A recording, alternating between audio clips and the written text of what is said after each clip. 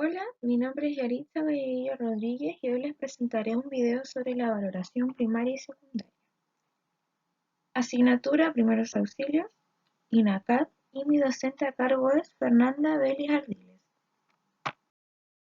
Veremos el abordaje inicial, es decir, la valoración primaria y secundaria, en un contexto de primeros auxilios. Esto quiere decir para la primera persona que presta auxilios a la persona afectada. También podemos decir que la evaluación primaria y secundaria es la ayuda inmediata que se le presta a una persona en caso de accidente o enfermedad repentina. Todo esto se debe hacer en forma adecuada y provisional, con conocimiento para ser eficaz. Cuando ya hemos establecido contacto con el paciente, cuando tenemos el abordaje inicial, recuerde que previamente usted ya ha evaluado la escena, ha asegurado la escena y ha visto la cinemática del trauma, por lo cual usted ya se está llevando una idea de las posibles lesiones que tenga el paciente a la vista. Y posterior a activar la cadena de emergencia, solicitando ayuda, establecemos toda seguridad y allí sí voy a abordar a mi paciente.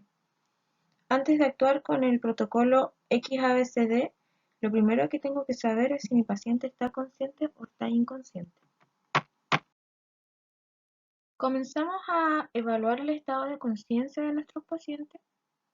Un estado de inconsciencia en un paciente se entiende cuando no me reacciona a ningún estímulo externo. Es decir, que el paciente no hable, no se mueva, no abra los ojos, no los mueva, no se comunique con el medio o emita algún sonido, algo que me pueda dictar que ese paciente esté consciente o alerta. Debemos recordar que la activación del servicio de emergencia puede variar de acuerdo a la emergencia. Bueno, para establecer el estado de conciencia utilizaremos el ADDI. Si queremos saber si nuestro paciente está consciente, debemos aplicarle el ADDI. Hola, ¿me escuchas? Soy técnico paramédico, ¿me escuchas? ¿Me escuchas? Ey, ¿me escuchas? Entonces debemos hacerle un estímulo doloroso. Estos son puntos específicos, es el que estamos viendo en pantalla. Les recuerdo que es terminando el esternón, una presión continua de 5 segundos más o menos, y usted mira si el paciente reacciona o no. Si el paciente no reacciona, usted tiene un paciente inconsciente. Se le da un nombre a estos grados de conciencia de los pacientes. Si el paciente está alerta. Usted establece una comunicación con el paciente le responde, entonces el paciente está alerta. Si el paciente reacciona solo al estímulo verbal, decimos que tenemos un paciente somnoliento, como adormilado. Cuando reacciona al estímulo de dolor, sería un paciente estuporoso. Y ya de lleno, si no reacciona al estímulo doloroso, tendríamos un paciente inconsciente. Esos serían los nombres para los grados de conciencia de los pacientes. Cuando ya establecemos si tenemos un paciente consciente o inconsciente, comenzamos con el protocolo XABCD. Inicia con la X, A, B, C, D, E. Si bien estas letras tienen una prioridad en el paciente, es decir, si tiene un problema en la X, pues solucionamos la X. Pues acá es problema encontrado y problema solucionado y ahí continuamos. La X habla de sangrados exsanguinantes, es decir, sangrados abundantes o alguna hemorragia que esté a la vista. ¿Qué me está amenazando la vida del paciente? Tengo un sangrado que me está amenazando la vida del paciente. Si el paciente ha perdido mucha sangre, puede estar pálido, con frialdad, con diaforesis generalizada, y si se me está desangrando por ese sangrado sanguinante, si localizo el sangrado sanguinante, pues problema encontrado y problema solucionado. Si no tiene sangrado exsanguinante, continúo de una vez con la A. A. Abrir la vía aérea con control cervical. Cuando uno abre la vía aérea, automáticamente estamos también evaluando la respiración, que nos habla de la B. Entonces, esto se puede hacer en forma paralela. Bueno, abrimos la vía aérea con control cervical. ¿Cuándo hacemos control cervical? Cuando sospechamos de un escenario de trauma, accidente, atropello, caída de altura, caída en bicicleta. Hay varios indicios que me pueden hacer sospechar de una lesión de columna. Estas son las principales técnicas de control cervical. Cuando tenemos un paciente en decúbito supino, como la persona que está en la pantalla, es decir, boca arriba, por gravedad la lengua se tiende a desplazar hacia la parte posterior de la vía aérea superior. Y es por eso que se conoce que la primera causa de obstrucción de la vía aérea en un paciente inconsciente en esta posición va a ser la lengua. Esto es muy importante que usted lo tenga claro, porque ya va a saber, ya va a establecer esa prioridad y va a pensar, wow, puede estar obstruido por la vía aérea. ¿Qué tengo que hacer en este caso? Control cervical y abrir la vía aérea. Con dos maniobras específicas para abrir la vía aérea, que son la subluxación mandibular y frente mentón modificada. Estas dos maniobras me garantizan que este cuello no tenga movilidad, para evitar alguna complicación en esa posible lesión que pueda tener el paciente. Si el paciente está consciente, si el paciente le está hablando y el paciente tiene la vía aérea permeable, omitimos abrir la vía aérea y usted evalúa si hay control cervical o no. Cuando llegamos a la B, que es buena respiración, necesitamos establecer si el paciente está o no respirando. Entonces acá nos debemos tomar unos 10 segundos para evaluar la respiración. Posterior a eso, si el estado del paciente lo permite, si el escenario, el tiempo lo permite, usted perfectamente se puede quedar un minuto observando la respiración, mirando ese patrón respiratorio, si tiene sonidos audibles en la vía aérea, si tiene roncos, sibilancia, si visualiza algo más en la vía aérea o a nivel de pecho. En la C entramos a evaluar el pulso y presencia de hemorragias externas no abundantes. Algunas hemorragias son discretas o no se visualizan. Esto se da por el contexto, que puede ser la oscuridad, porque el paciente está mojado, porque el paciente tiene ropa negra y muchos contextos más.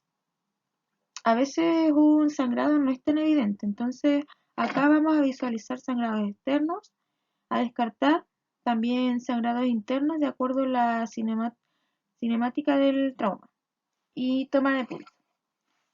Toma de pulso preferiblemente en región carotidia y radial y si es en niños preferiblemente braquial, simplemente por cambios anatómicos. La perfusión que se evalúa con el llenado capilar tiene sentido cuando usted sospecha de sangrado. Entonces haremos una perfusión continua en los deditos del paciente, siempre en la zona distal, para mirar cuánto se demora ese llenado capilar. Que me estaría hablando de un adecuado flujo sanguíneo. Es decir, que toda la sangre está llegando a los tejidos y por ende me está llegando oxígeno a los tejidos. Eso también depende de si el paciente está muy frío, pues va a tener un poquito más lento el llenado capilar. Pero recuerde que todo esto usted lo está evaluando en el contexto adecuado. D. Déficit neurológico. En déficit neurológico hace referencia al cómo está ese estado mental del paciente. Debemos realizar la escala de Waslow y la exploración popular. La escala de Waslow evalúa el estado neurológico. Es una escala pronóstica que se desarrolló para evaluar los estados del trauma craneoencefálico, que son los golpes contusos en la cabeza, y que tiene una serie de puntajes que evalúa la respuesta verbal, respuesta ocular y respuesta motora. Entonces vamos a evaluar tres esferas muy importantes en el paciente: tiempo, lugar y persona. Es decir, tenemos tres preguntas fundamentales para definir el déficit neurológico. Y la primera pregunta es: señor, ¿sabe su nombre? Esta es esfera de persona. La segunda sería: señor, ¿sabe qué año es hoy? Esta sería esfera de tiempo. Y la tercera sería: señor, ¿sabe dónde está? Sería la esfera de lugar. También debemos evaluar la respuesta pupilar reactiva a la luz. Si están medriáticas, si están mióticas, si están anisocondrias. ¿Cómo más evalúo un déficit neurológico en primeros auxilios? Hacemos preguntas como: señor, ¿puede mover los brazos? Señor, ¿puede mover las piernas? Señora, siéntese. ¿Siente lo que le estoy haciendo? Usted palpa al paciente sin que el paciente vea lo que usted está haciendo. Le dice el paciente: señor, apriéteme las manos. Ahí nosotros estamos evaluando el estado neurológico del paciente y su estado mental. Exposición con control de hipotermia. La exposición no es exponer a todo el paciente. La exposición toma sentido cuando usted necesita evaluar una zona o región localizada. ¿Tuvo un trauma contuso en el abdomen? Bueno, entonces yo expongo el abdomen para poder evaluar. ¿Tengo un sangrado arterial en la extremidad derecha? Entonces yo tengo que exponer esa extremidad derecha para visualizar dónde está el foco de sangrado y poder hacer un excelente control de la hemorragia. Si yo voy a exponer a mi paciente, va a estar propenso a sufrir hipotermia. Y es ahí donde hacemos control de hipotermia con una manta térmica. Si no hay manta térmica, pues con lo que tenga a mano para abrigar al paciente. Lo que vimos sería valoración primaria, X, A, B, C, D, que establece prioridades y cada letra que usted encuentra, usted busca algo en específico. Bueno, no encontré nada. Ahora que viene, la valoración secundaria. Entonces sigue valoración secundaria. La valoración secundaria es buscando lesiones ocultas en el paciente. ¿Hay más heridas en el paciente? ¿Hay dolor? ¿Hay algún otro sangrado del que no visualizamos en la X ni en la C? ¿Hay equinosis? ¿Hay hematomas? Entonces, acá realizaremos una valoración cefalocaudal. En esta valoración cefalocaudal, usted palpará al paciente. Usted examinará al paciente de cabeza a pies, es decir, cefalocaudal. Específicamente en detalle, buscando alguna anormalidad que pueda tener el paciente. Entonces buscamos dedos en esta valoración e interrogamos y Samble y Alicia. Alicia hace referencia al dolor y Samble hace referencia a los antecedentes importantes. Esto es súper clave tenerlo presente en un primer auxilio porque muchas veces llega el SAPU y el paciente o se deterioró o el paciente se tornó inconsciente y no alcanza a establecer el abordaje inicial con SAPU. ¿Y quién tuvo la primera información? Pues el primer auxiliador. Acá en pantalla vemos las tres terminaciones, Sample, Dedo y Alicia, donde Sample es signos, síntomas, alergias, enfermedades y algunos eventos relacionados con la cena. Dedo sería heridas, dolor, deformidades y sangrados. Y Alicia sería aparición del dolor, localización, irradiación, características e intensidad. Transferencia. Bueno, hice mi valoración primaria, hice mi valoración secundaria, ya había activado la cadena de emergencia, llegó SAPO. Es importante que usted le mencione cómo encontró al paciente y qué le hizo al paciente.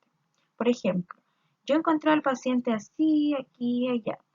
Y le hice primeros auxilios, le hice un control de hemorragia, por ejemplo, con un vendaje circular y mejoró el pulso, la respiración. O sea, cómo lo encontró y cuál fue el abordaje que usted hizo. Sin más que decir, me despido. Muchas gracias por su atención.